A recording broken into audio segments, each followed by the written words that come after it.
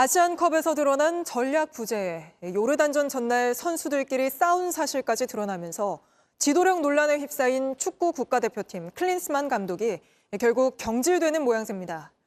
오늘 대한축구협회 전력강화위원회가 회의를 열고 경질로 의견을 모은 건데 미국 LA집에 머물며 이 회의에 화상으로 참석한 클린스만 감독은 손흥민과 이강인의 갈등 때문에 경기력이 안 좋았다고 선수 탓만 한 걸로 전해졌습니다. 이제 정몽규 축구협회장의 결단만 남겨두게 됐는데 그런데 경질을 해도 이 클린스만 감독이 가져가게 될 위약금만 또 수십억 원이라 애초에 잘못된 선택을 한 축구협회에도 비난이 쏟아지고 있습니다. 먼저 홍지용 기자가 보도합니다. 국가대표팀 감독으로 리더십을 계속 발휘하기 힘들다는 판단이 있었고 교체가 필요하다는 대의견이 전반적으로 모아졌습니다.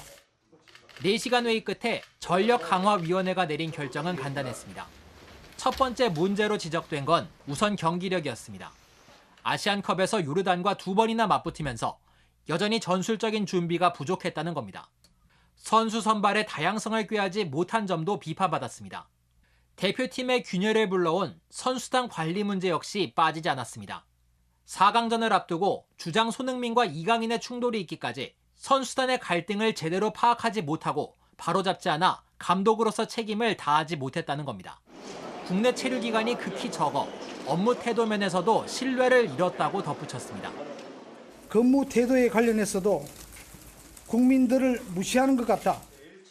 복수의 전력강화위원은 JTBC 취재진에게 클린스만 감독이 화상 연결을 마친 뒤 독일 출신의 뮬러 전력강화위원장을 제외한 전원이 경질로 의견을 모았다고 전했습니다.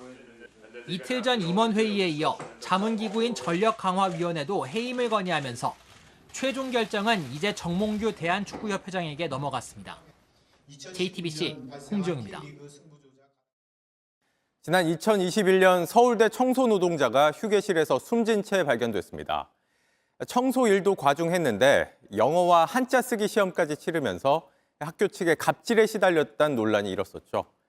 3년 만에 법원이 서울대의 책임을 인정하고 유족에게 배상하라는 판결을 내린 걸로 JTBC 취재 결과 확인됐습니다. 먼저 서효정 기자입니다. 서울대 청소노동자 이모 씨입니다. 빗자루를 들고 건물 안으로 들어옵니다.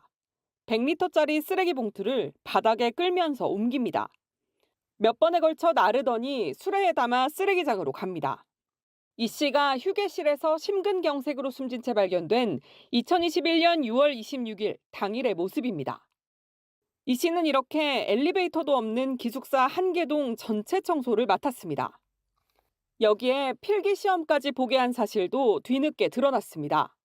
학교 건물 이름을 한자로, 자신이 속한 조직을 영어로 쓰라는 문제도 있었습니다. 청소하는 건물이 몇 년도에 지어졌는지도 물었습니다. 일이 끝난 뒤 회의를 할 때는 정장에 구두를 신고 오라고도 했습니다. 고용노동부는 청소일과 관련 없는 직장 내 괴롭힘이라고 규정했습니다. 유족은 이 씨의 사망에 서울대의 책임이 있다며 소송을 했습니다. 법원은 서울대가 8,600여만 원을 배상해야 한다고 판결했습니다. 재판부는 이 씨 업무가 다른 사람과 비교해 과중해 보인다며 부담을 줄여주지 않고 방치했다고 밝혔습니다.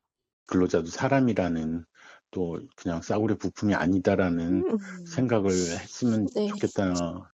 재판부는 또 과중한 업무와 직장 내 괴롭힘 스트레스가 기존에 가진 질병을 급속도로 악화시켰다고 덧붙였습니다. JTBC 서효정입니다. 당시 갑질 논란이 불거지자 서울대는 유족에게 직접 사과까지 했었는데 소송이 시작된 뒤부터는 갑자기 태도를 바꿉니다. 숨진 청소 노동자가 시험을 오히려 좋아했다면서 갑질을 한 게 아니라고 발뺌한 건데 법원은 이런 주장을 받아들이지 않고 서울대의 책임이 있다는 걸 분명히 했습니다. 이어서 조혜연 기자입니다. 청소노동자 이 씨가 숨진 뒤 당시 오세정 서울대 총장이 사과문을 냈습니다. 유족을 직접 만나서 사과도 했습니다. 일단 그 직장 내 괴롭힘에 대한 교육도 실시하겠습니다. 서울대 전체의 그 조직 문화를 좀 더 반성하는 그런 계기가 되기를. 하지만 소송이 시작되자 서울대는 돌변했습니다. 취재진이 입수한 서울대가 낸 의견서입니다. 사실관계를 왜곡하고 있다며 유족을 탓했습니다. 이 씨의 업무 강도가 과장됐다고도 적었습니다. 특히 필기 시험은 서울대에 관한 정보를 전달하려고 시행한 것이라며 이 씨가 시험을 오히려 좋아했다고도 했습니다. 고용노동부가 직장 내 괴롭힘이라고 인정했던 것마저 부인한 겁니다. 하지만 법원은 이런 서울대 측의 주장을 받아들이지 않았습니다. 중간 관리자를 제대로 관리하지 않고 방치한 것도 서울대의 책임이라고 봤습니다. 서울대 측은 판결 내용을 분석한 뒤 항소 여부를 검토하겠다는 입장입니다. JTBC 조혜연입니다. 네, 어제는 봄 같은 날씨를 보이더니 하루 만에 전국 곳곳에 눈이 내리고 기온도 뚝 떨어졌습니다. 강원 영동과 산지에는 대설주의보까지 내려졌습니다. 눈이 가장 많이 내린 진부령에 저희 취재 기자가 나가 있습니다. 자, 이은진 기자, 눈이 꽤 많이 쌓인 것 같습니다. 얼마나 온 겁니까? 네, 오후 6시 반까지 온 것만 27.3cm입니다. 그게 겨우내 내린 눈에 쌓이고 또 쌓여서 지금 이렇게 보시다시피 제 무릎까지 닿습니다. 옆에 있는 이 나무를 보시면요, 눈이 너무 많이 쌓여서 가지가 부러졌습니다. 또 이쪽으로 와보시면 손으로 이렇게 눈을 조금만 털어봐도 후두둑 떨어질 정도로 많이 쌓였습니다. 낮에는 이 눈이 비와 섞여서 내리기도 했는데요. 이렇게 축축한 눈을 습설이라고 합니다.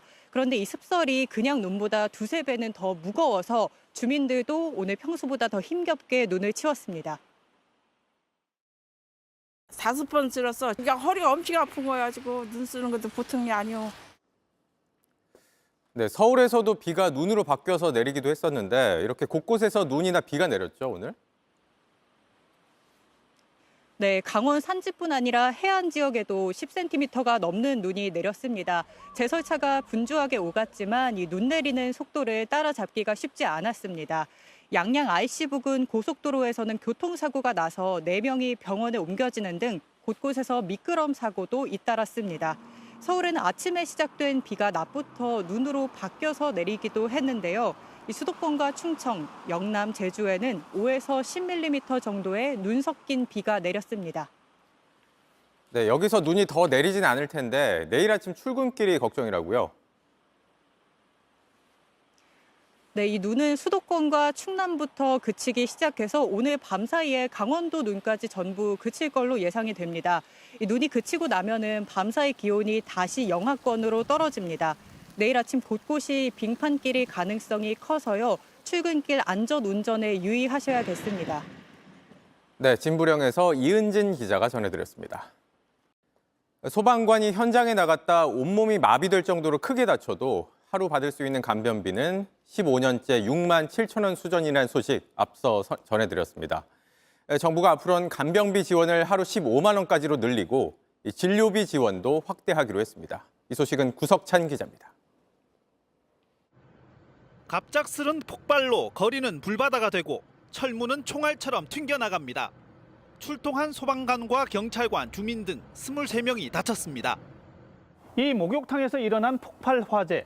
5개월이 훨씬 지났지만 상처는 다 아물지 못했고 후유증은 여전합니다. 당시 결혼한 지 한 달 된 김현구 경사 손가락은 다 붙어버렸습니다. 특히 여자니까 얼굴하고 막 손하고 다 익어버렸거든요. 밖에 있어 보면 가음 지르거든요. 얼마나 더 치료를 받아야 할지 알 수 없습니다. 하지만 정부 지원으로는 부족해 직원들의 모금이 없었다면 포기할 뻔했습니다. 직원들 한 분 한 분이 이렇게 지원해 주신다고 하니까 고맙고 감사했습니다. 정부는 오늘 희생을 무릅쓴 분들을 잘 돌보지 못했다며 지원 확대 계획을 발표했습니다. 저희가 면밀히 살펴봤어야 되는데 살펴보지 못한 점 죄송스럽게 생각하고요. 간병비는 하루 15만 원 내에서 실비로 지원하고 진료비와 재활치료비 지원액도 평균에 맞춰 올리기로 했습니다. 2022년 태풍 흰남노 때 출동했다 다쳐 사지가 마비된 김규빈 소방관도 재활치료를 더 받을 수 있게 되는 겁니다. 로봇 치료 같은 경우에는 자부담이 많은데 일주일에 2번밖에 못했던 걸 5번 다 할 수가 있지요. 15년 만에 인상 결정, 너무 늦었다는 아쉬움이 큽니다. JTBC 구석찬입니다.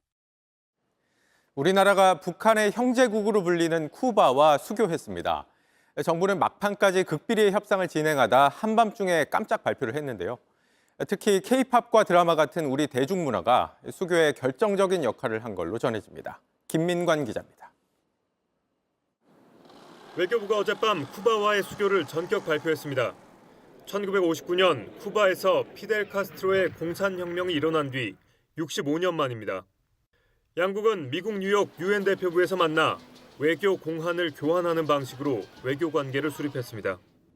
공산주의 국가 쿠바는 전통적으로 북한의 형제국이자 주요 외교 거점국입니다. 그동안 중남미 국가 중 유일한 미수교국이었습니다. 김일성 동지와 김정일 동지, 피델 카스트로 로스 동지와 라울 카스트로 로스 동지 사이에 맺어진 혁명적 우애의 깊은 뿌리를 내리고 북한의 반발이 예상되는 만큼 협상은 마지막 순간까지 비밀에 붙여졌습니다. 양국은 발표 시간까지 분단위로 합의한 것으로 전해졌습니다. 대통령실 고위 관계자는 과거 동구권 국가를 포함해 북한의 우호 국가였던 대사회주의권 외교의 완결판이라며 북한으로서는 상당한 정치적, 심리적 타격이 불가피할 것이라고 설명했습니다. 쿠바와의 수교에 큰 힘이 되어준 건 다름 아닌 K컬처였습니다. 최근 한국 드라마와 K-팝이 현지에서 큰 인기를 끌며 한국에 대한 호감도가 크게 높아진 것으로 전해졌습니다. 쿠바 안에 한류를 좋아하는 친구들이요. 각 도시마다 모여 있어요. 쿠바의 친구들은 한국어를 공부하는 이상으로 한국에 대해서 연구를 하더라고요. 유엔 회원국 중에선 이제 시리아만 미수교국으로 남게 됐습니다. JTBC 김민관입니다. 안녕하세요. 뉴스룸 앵커 한민용입니다. 오늘도 JTBC 뉴스룸을 시청해주신 여러분 고맙습니다. 오늘 저녁에도 뉴스의 현장에서 찾아뵙겠습니다.